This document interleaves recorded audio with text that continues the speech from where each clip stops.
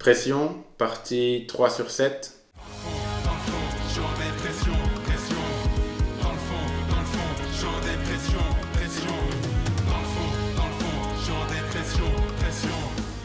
Avant d'aborder cette discussion, je tiens à dire que le bien-être psychologique, mental, émotionnel, c'est quelque chose de personnel, individuel. Donc je parle que de mon point de vue. Je parle de mon point de vue, de mon expérience, et je la partage pour donner une perspective et peut-être un point de vue différent à tous les curieux ou aux personnes qui ont peut-être besoin d'un point de vue extérieur sur la situation qu'elles traversent, et qu'en partageant justement mon point de vue et mon expérience ou ma vision du bien-être psychologique, émotionnel et mental, ça aidera certaines personnes à piocher ou trouver quelques outils qu'elles pourront appliquer ou utiliser pour leur vie et leur bien-être psychologique, émotionnel et mental. De nouveau, j'ai cette partie. Pourquoi j'ai appelé ma chanson Pression et pas Dépression? Comprendre nos émotions. Comment je navigue mes émotions et comprends mes démons. Comment je digère ou transforme mes émotions avant de les exprimer. Pourquoi j'ai eu de la chance d'avoir une enfance et une adolescence remplies d'amour. Pourquoi je pense qu'on a une responsabilité collective pour un bien-être collectif. Pourquoi je pense que les technologies nous ont éloignés et finiront par nous rapprocher. Et comment l'humanité deviendra un ensemble d'individus plutôt que des individus ensemble au niveau émotionnel et matériel, d'où le parallèle avec Clochard. Partie 1. Pourquoi j'ai appelé ma chanson Pression et pas Dépression? Parce que justement c'était une pression, parce que la pression c'est pour moi une réponse directe à la dépression. Un équilibre émotionnel, un équilibre psychologique, un équilibre mental. S'il y a une dépression d'un côté, c'est qu'il y a pour moi un manque de pression de l'autre, et on traverse tous plus ou moins des moments où on va bien émotionnellement ou psychologiquement et des moments où on va moins bien. Donc d'avoir des hauts et des bas, c'est normal, mais je voulais adresser la problématique quand le bas reste un bas et qu'on n'a plus la force pour mettre de la pression par rapport à cette dépression pour rééquilibrer notre bien-être interne. D'où le titre Pression, pour justement donner une réponse directe à la dépression. Et c'est comme ça que je comprends plus ou moins toutes les émotions qui ont un côté positif, un côté négatif. La tristesse, le bonheur, la colère, la joie, et ainsi de suite. Et je pense que chaque émotion en cache parfois une autre. Comme par exemple la colère cache en quelque sorte, pour moi, la tristesse, où c'est un moyen d'expression, de réaction, de défense pour se protéger, pour protéger une vulnérabilité, pour protéger une sensibilité. Plutôt que de se montrer vulnérable, plutôt que de se montrer blessé, on va se montrer fâché, en colère, agressif. Les démons mériteraient un titre de noblesse. Quand ils mentent, c'est toujours avec délicatesse. Ma parole est d'argent, mes d'or sont mes promesses. La vérité fait mal, donc normal que je blesse. En partie 2, comment je navigue mes émotions et pourquoi j'ai voulu comprendre mes démons.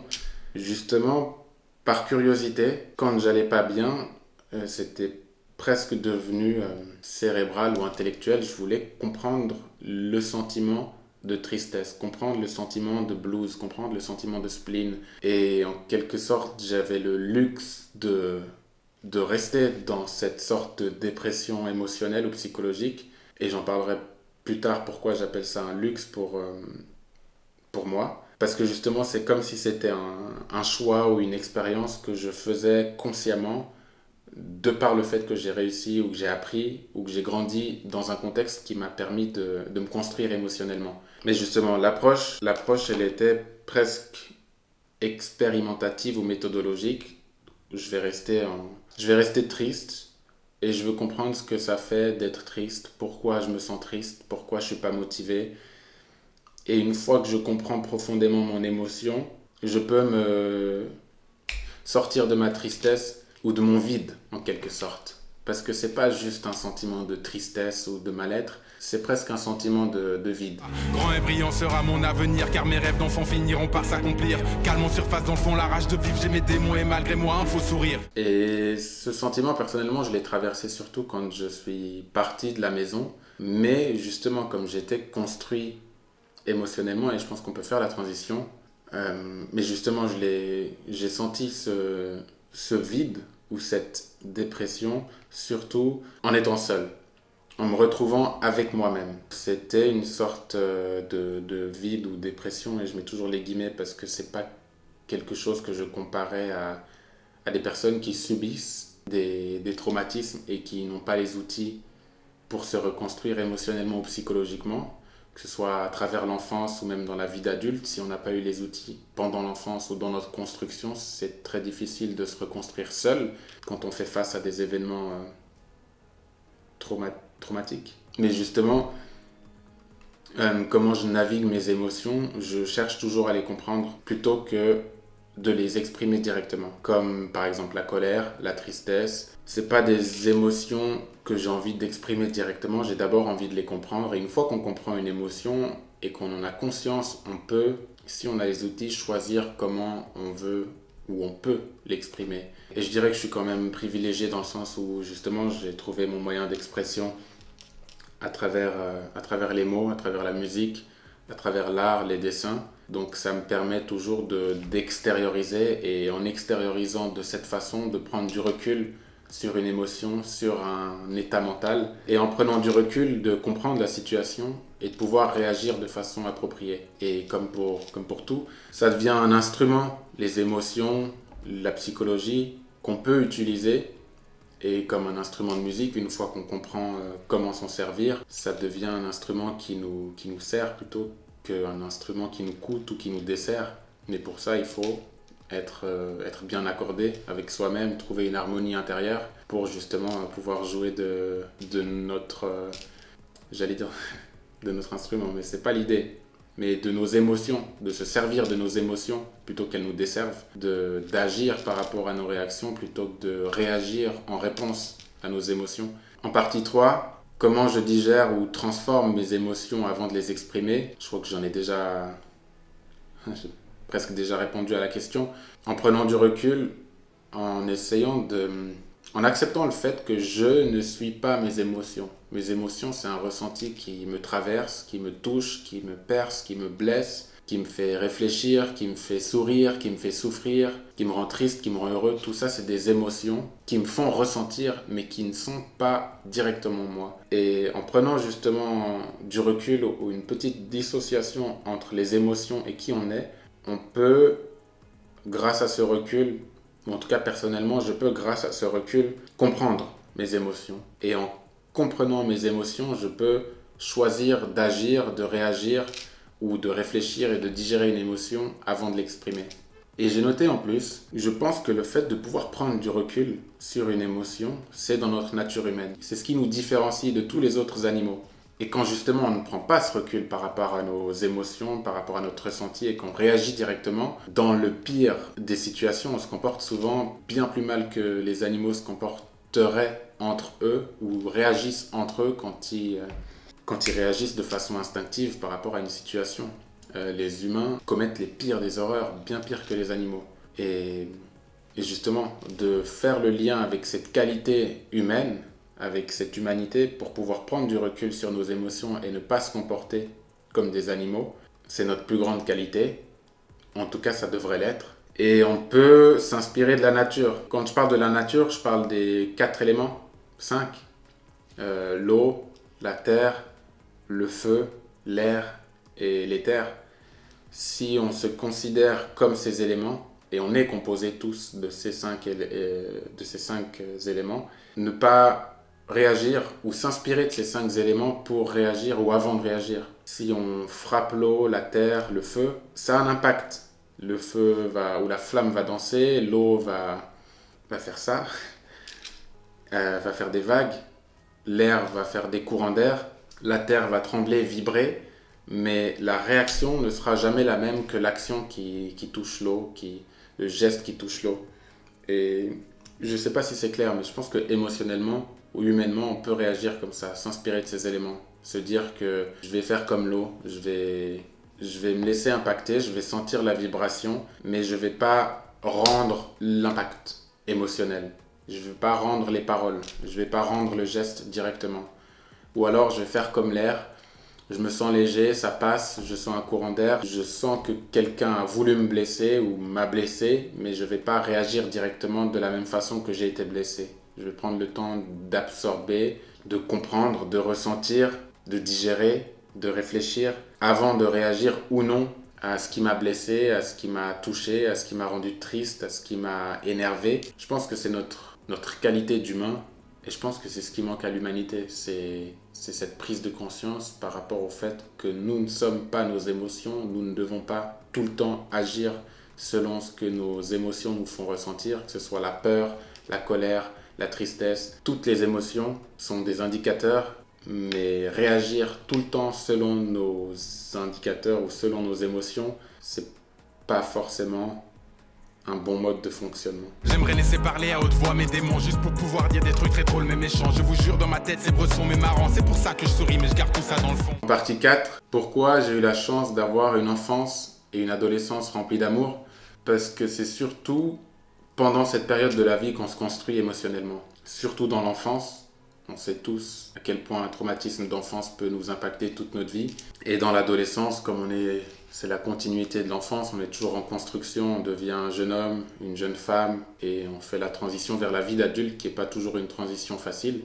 Et je suis bien conscient de la chance que j'ai eue d'avoir une enfance, une adolescence remplie d'amour. Ça n'a pas été parfait, mais j'ai eu cette stabilité émotionnelle, l'amour que j'ai reçu qui m'a permis de toujours me construire dans un environnement dans lequel je me sentais en confiance, dans lequel j'ai été accompagné pour comprendre mes émotions, pour exprimer mes émotions, pour apprendre à gérer et justement exprimer mes émotions. J'ai parfois été un enfant turbulent ou qui réagissait. Je pense que c'est le meilleur exemple. Quand j'étais petit, je faisais souvent des bêtises. Et quand je devais expliquer à mes parents, déjà j'ai eu la chance d'avoir des parents qui étaient tellement à l'écoute qu'ils me demandaient pourquoi je faisais des bêtises. Et ça, c'est mon anecdote préférée par rapport aux bêtises que je faisais quand j'étais petit. C'est ma maman qui m'a demandé pourquoi je faisais ces bêtises, pourquoi je faisais ce que je faisais. Je lui ai répondu que c'est parce que j'avais une petite voix dans ma tête qui me disait de faire des bêtises. Et du coup, je faisais les bêtises. Et elle m'a dit que la petite voix dans ma tête, il fallait que ça devienne mon ami. Et que ça ne soit pas juste une voix qui me dit de faire des bêtises. Et que ce ne soit pas juste une voix qui me dit de faire les choses et que j'agisse directement sur cette voie. Je surmonte chaque épreuve mentale, sont mes batailles, amis sont mes démons, donc je n'ai aucune faille. Ils traquent et tu mets tout où qu'ils soient, où qu'ils aillent, aucune peur dans mon cœur quand mes démons s'enjaillent. Et je pense que c'était ma conscience, cette voix. Et dans l'enfance, j'explore, ou tous, on explore, on expérimente. Et le fait d'entendre de ma maman que cette petite voix, elle doit devenir mon amie, ça m'a appris à prendre du recul sur ma conscience ou sur mes instincts ou mes pulsions d'enfant, d'expérimenter la vie, de faire la première bêtise qui me passe par la tête pour choisir et pas juste réagir ou agir. Donc la petite voix au final dans ma tête, c'est ma conscience qui peut me guider, qui m'a guidé. Et c'est aussi pour ça que dans la chanson, je parle des démons qui sont mes amis. Les démons, pour moi, c'est pas juste quelque chose de négatif à ne pas écouter, à enfermer, à enfouir, mais justement des indicateurs. Et je sais qu'il y a cette connotation très négative et je pense que c'est aussi en partie ce qui m'a poussé à en jouer dans la chanson, que justement mes démons m'ont appris à connaître ma colère. Mes démons m'ont appris à connaître ma tristesse. Mes démons m'ont appris à connaître ma souffrance ou mes souffrances. Et en apprenant à me familiariser avec toutes ces émotions négatives, j'ai appris à les comprendre, j'ai appris à les connaître. Et ça me permet aujourd'hui, de par ces apprentissages, de naviguer ces émotions, de comprendre ces émotions, de digérer ces émotions pour les exprimer de façon consciente et pas de façon inconsciente, pas de façon spontanée, pas de façon irréfléchie qui pourrait et qui, dans la grande majorité des cas, continue à causer des dégâts. Et je me répète, mais je suis bien conscient de la chance que j'ai et c'est pour ça que j'ai envie de partager cette chance, de partager en quelque sorte cet amour qui m'a permis de me construire et qui me permet d'avoir cette stabilité émotionnelle et cette confiance pour justement naviguer ces émotions et toujours avoir mon repère intérieur de confort, de bienveillance, de confiance, de conscience de toutes ces émotions qui peuvent parfois être turbulentes, tristes, joyeuses, colériques, positives, négatives, peu importe, de toujours avoir un pilier, de toujours avoir un noyau, de toujours avoir un repère solide et confortable dans lequel on peut se ressourcer, dans lequel on peut réfléchir, dans lequel on peut se construire émotionnellement. Et de nouveau, je sais que j'ai eu la chance de grandir dans un contexte rempli d'amour qui justement m'a permis de construire ou de comprendre cette ressource interne qu'on a tous. Et j'aimerais aujourd'hui pouvoir partager ces outils pour qu'on puisse tous, et surtout les personnes qui en ont besoin, se construire ou se reconstruire quand on a été détruit. Et malheureusement, il y a beaucoup de gens qui en ont besoin. Et je pense que c'est la transition. En partie 5, pourquoi je pense qu'on a une responsabilité collective pour un bien-être collectif ? Justement parce qu'on vit tous ensemble sur la planète et que si on ne va pas tous bien, ça va nous coûter les uns aux autres ou les uns contre les autres. Si on n'est pas capable de gérer, naviguer nos émotions, ça va créer des conflits et plus ou moins grands. Et il suffit de le voir dans le monde d'aujourd'hui, il y a des conflits partout. Et si on n'est pas capable de se comprendre émotionnellement, en tant qu'humain, on ne sera pas capable d'échanger les uns avec les autres de façon bienveillante pour trouver des solutions à nos désaccords sans que ces discussions, ces échanges se transforment en conflits. Donc je pense qu'on a tous une responsabilité collective, que ce soit à petite ou grande échelle, de partager de la bienveillance, de partager de l'amour, de partager de la compassion, de l'empathie. Et j'ai l'impression de me répéter, mais pour moi, c'est des valeurs qui sont justement propres à l'humain, propres à l'homme, propres à la femme, propres à l'humanité. Et que c'est en vivant pleinement ces valeurs humaines qu'on pourra créer un monde humain pour toute l'humanité. En partie 6, pourquoi je pense que les technologies nous ont éloignés, mais qu'elles finiront par nous rapprocher ? Quand je parle des technologies, je parle surtout des réseaux sociaux ou des écrans.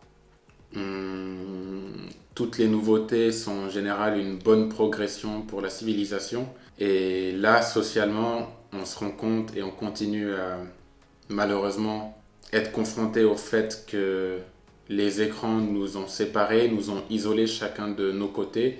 Et je pense ou j'espère qu'on arrive gentiment au fond et qu'on pourra toucher le fond et remonter et utiliser ces nouvelles technologies plutôt que de les subir, que ce soit avec justement à travers les écrans, que les réseaux sociaux redeviennent un outil pour être social et sociabiliser les uns avec les autres, que ce soit plus juste un moyen d'exhibition, mais vraiment un moyen de connexion. Et là, avec le développement de l'intelligence artificielle, je pense que ça va aussi pousser les gens à chercher la vérité et ne pas vouloir vivre dans une illusion où on ne sait plus ce qui est vrai, ce qui est faux, ce qui a été créé par une intelligence artificielle, ce qui est le produit de l'humanité, même si l'intelligence artificielle est indirectement le produit ou a été créé par des humains. En tant qu'humain, je pense qu'on aura toujours ce désir et ce besoin d'humain de connecter, de sociabiliser les uns avec les autres et qu'aucune intelligence artificielle ou aucun écran ne pourra jamais remplacer les connexions humaines les plus sincères.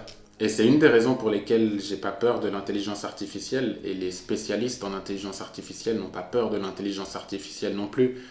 Leur souci, c'est comment les humains vont s'en servir. Est-ce qu'on va se servir des intelligences artificielles pour nous aider, nous faire avancer, ou est-ce qu'on va se servir de l'intelligence artificielle pour nous utiliser les uns les autres, pour essayer de remplacer l'humain par le robot? Et personnellement, de mon expérience, de mon ressenti, aucun robot ne pourra remplacer mes amis, ma famille, ni les interactions sincères que j'ai avec toutes les personnes qui m'entourent. Et pour ce qu'il en est de l'intelligence artificielle sur les écrans, je pense justement que cette vague de fausses informations, de fausses vidéos, va justement pousser les gens à avoir ou réveiller chez les gens cette soif de vérité, cette soif de savoir ce qui existe, ce qui n'existe pas. Et à travers cette réflexion, la même réflexion, qu'est-ce que l'existence ? Si on ne sait plus distinguer le vrai du faux, le sincère du mensonge, le robot de l'humain, quel est le sens de la vie ? qu'est-ce qui fait notre existence, qu'est-ce qui fait qu'on est spécial, qu'est-ce qui fait qu'on est unique en tant qu'humain. Et que du coup, en se posant ces questions, on cherchera des réponses et on le fera forcément collectivement en tant qu'humain, parce que c'est des réponses que les machines ne pourront pas nous apporter, je pense. Je suis une personne vraie qui fait souvent semblant, je révèle jamais la nature de mes vrais sentiments. Si je le fais, ça veut dire que je mens dans le fond, car je sais même plus ce que je ressens vraiment. Et en partie 7, comment l'humanité deviendra un ensemble d'individus plutôt que des individus ensemble, comme je le disais pour Clochard, où en tant qu'espèce, on devra forcément partager les ressources de notre planète. Je pense que ça ira en parallèle et même avec le fait de partager nos ressources émotionnelles, nos compétences émotionnelles, notre savoir émotionnel, la transmission de ces valeurs humaines aux générations futures et aussi aux générations actuelles entre nous, de façon bienveillante. Si on veut que tout le monde ait à manger et à boire et de l'air pur, de l'oxygène à respirer, c'est qu'on a en nous cette bienveillance, cette empathie qui justement nous connecte, nous unit les uns aux autres et qui fera de notre espèce ou à travers lesquels, ces outils à travers lesquels, les valeurs à travers lesquelles on pourra créer la meilleure civilisation possible en faisant ensemble plutôt que les uns contre les autres. Je vois pas d'autre solution et je pense qu'il n'y a pas d'autre solution et que c'est justement les raisons pour lesquelles ça marchera. Parce que notre humanité, c'est ce qu'on a de plus intime, de plus sincère et de plus collectif. C'est quelque chose qu'on a tous. On n'a juste pas tous eu la chance de pouvoir vivre pleinement notre humanité, de pouvoir vivre pleinement nos sentiments positifs, nos émotions, de construire nos émotions pour pouvoir justement apprendre à les gérer plutôt que de devoir les subir et d'y réagir. Mais je pense qu'avec le temps, on se rendra de plus en plus compte qu'on doit faire ensemble plutôt que les uns contre les autres. Je pense que le fait de faire ensemble, ça aura un effet boule de neige tellement positif qu'on ne pourra plus s'empêcher que de vouloir un bien-être collectif, de construire une civilisation humaine, une humanité digne de ce nom et un monde utopique ou presque parfait, ou en tout cas essayer tous les jours de rendre le monde meilleur en essayant de le rendre parfait. On me dise que la vie est précieuse, à quoi bon la vivre si elle n'est pas heureuse? Faut sourire aux lèvres pour une réponse de creuse. Trop de questions mais j'ai une âme curieuse. Dans le fond, j'aurais